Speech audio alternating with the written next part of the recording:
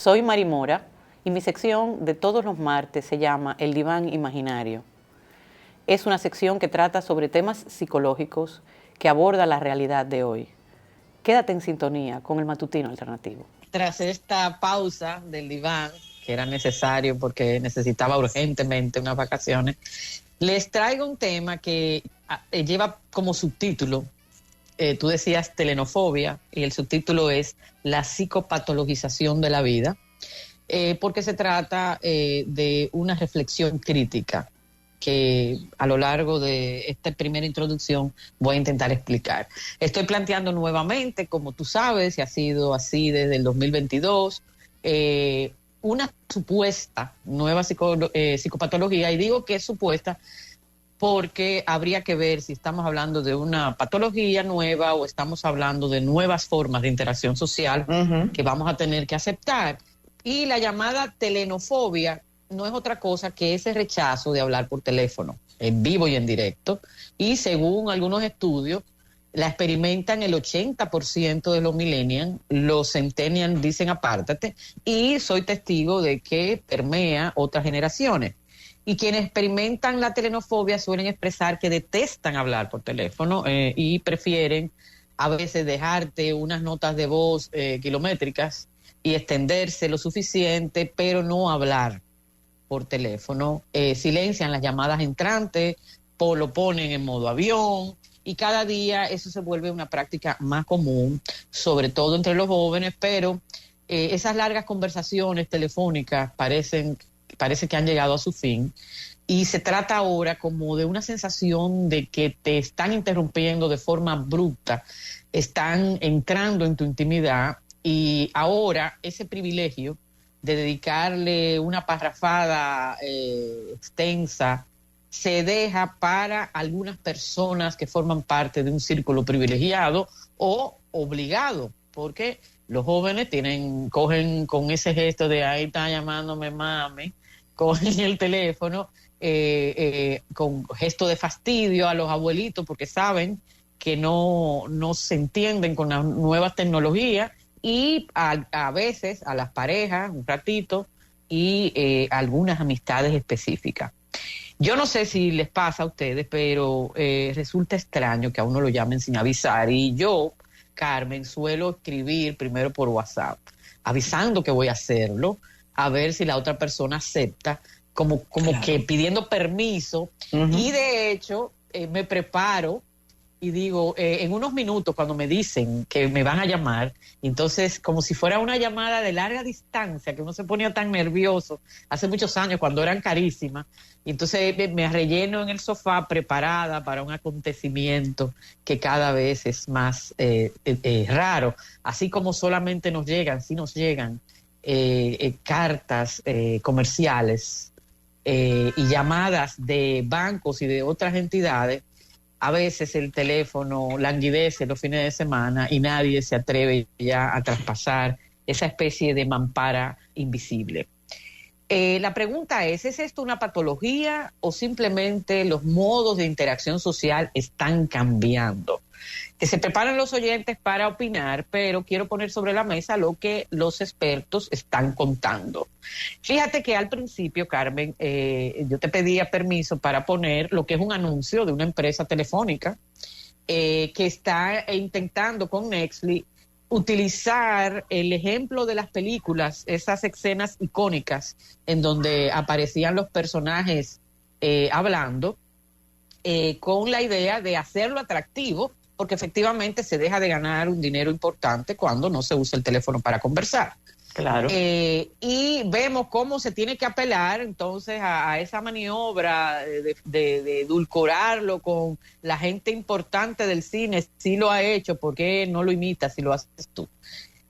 Para intentar conquistar ese público, ¿no? Entonces uno se pregunta, ¿esto es una patología o es un tema simplemente mercadológico que tenemos que convertirlo en un problema para poder vender? En fin, otra pregunta que dejo en el aire. Hay un psicólogo clínico español, psicólogo clínico y social, Sergio García Soriano, que opinó en uno de los diarios españoles, el ABC, que es, y abro comillas, se trata de un miedo a hablar en público, a hablar con más personas, y suele ser, considera él, una fobia social, y dentro de esa fobia social podemos decir que en ese subgrupo está la telenofobia. Y él decía que lo que hay detrás de todo eso es un afán de querer controlarlo todo, de quererlo editar. Estamos acostumbrados a editarnos a nosotros mismos cuando redactamos un texto en un chat, cuando dejamos un mensaje de voz. Hay gente que incluso lo escribe. Y dice que las nuevas generaciones no toleran salirse de un esquema en donde están controlándolo. Esa es la explicación que él deja. Otra experta, Beatriz Gil Bóveda, que es psicóloga especialista en autoestima, liderazgo e inteligencia emocional, y es la fundadora y CEO de Psique Cambio, dice que una comunicación en tiempo real, impredecible y sin la posibilidad de edición es lo que provoca ese nerviosismo, y ese es el cóctel perfecto entonces para que prolifere la ansiedad, porque algunos adultos jóvenes expresan sentir un vacío en habilidades comunicativas verbales. Y yo creo que aquí sí que estamos detectando un matiz que, sin llegar a la psicopatología, sí nos ubica en deficiencias en las interacciones sociales que luego repercuten entonces, Carmen, en esta epidemia de soledad de la que hemos hablado tanto en el matutino, en el diván,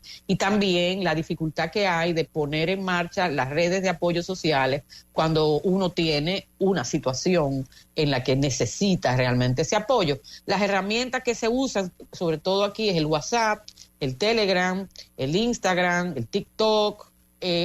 Lo que se evita entonces es ese face to face, y muchísimo peor si entonces tú quieres hacer una videollamada.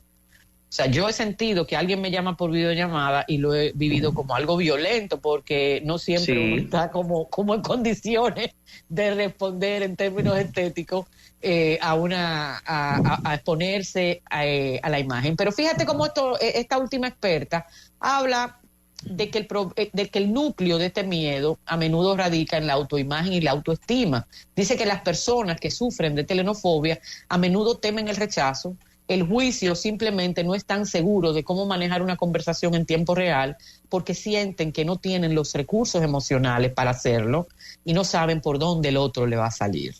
Entonces, hablemos de déficits en las interacciones sociales que se fueron, digamos, asentando con mayor fuerza después de esa etapa de veda social que fue la pandemia, que en España me encuentro que la gente lo cuenta como algo que pasó en 3 meses, y nosotros realmente vivimos la pandemia mucho más tiempo.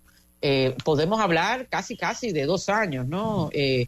Unos más y otros menos. Vivimos olas y olas sucesivas, y un pánico por no fiarnos a veces de la información, por la falta de disciplina que había en el uso de mascarilla, y ese sálvese quien pueda cotidiano en el que uno vive inmerso, ¿no?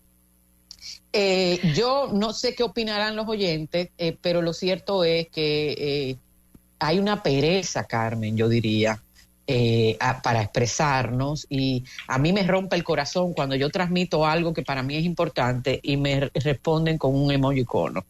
Sí. Mira, es interesante plantearlo y hacer el asunto generacional, que lo creo, incluso ese miedo a hablar, a expresarse, tienes toda la razón, pero cuando vi la reivindicación de hablar por teléfono y la telenofobia, también hay datos que los psicólogos contemporáneos no tienen, con todo el respeto, en su aval, y piensan que todo es a partir de la modernidad comunicacional. Me explico. Hubo una época que cuando hablabas por teléfono había interceptación de las conversaciones. Y conozco muchas personas que se quedaron con esa fobia debido al riesgo. Exacto. Que significa que después que yo hablo con usted y le digo cómo le fue de viaje y hago unas inflexiones en la voz, eso editado puede entenderse terrible.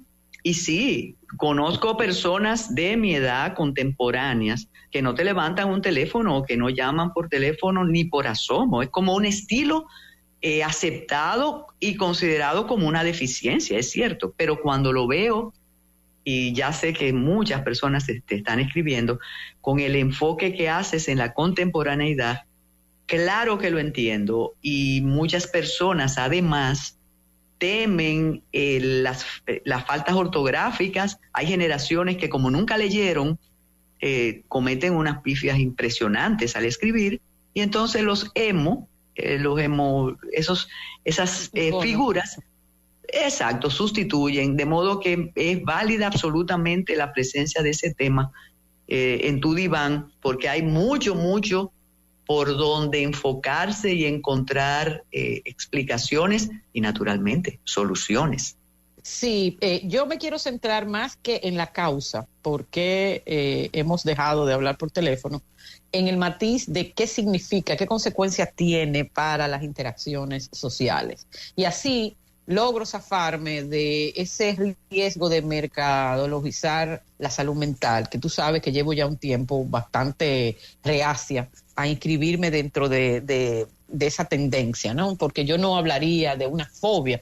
Fíjate, como tú misma dices, puede ser un comportamiento paranoide de generaciones que sufrieron, porque todavía sabemos que las escuchas siguen existiendo, sobre todo en el mundo empresarial, el mundo político, pero qué fantasía tan grande es, Carmen, creer que lo que va por escrito no se copia tan bien, y hay maneras de hacerlo. O sea, se hackea absolutamente todo lo que se puede transmitir por un dispositivo, entonces es una ingenuidad en cierta manera. En esa consecuencia, Carmen, tú sabes la cantidad de enfrentamientos, conflictos comunicacionales que repercuten en otras esferas de nuestras vidas por interpretar, tener que interpretar el emoji o tener que interpretar la frase que se escribe en vez de la que se dice.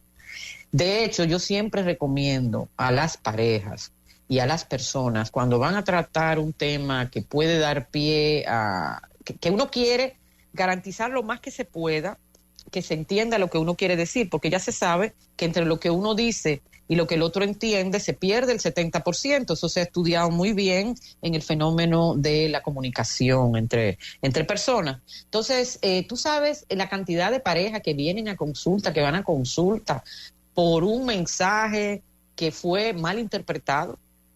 La cantidad de problemas laborales que se producen, de interacciones y de prejuicios que se cuecen porque tú amaneciste virado de humor, y entonces un mensaje que en otro contexto tú hubieras leído de una manera, le agregas un tono que no está en la intención de la otra persona.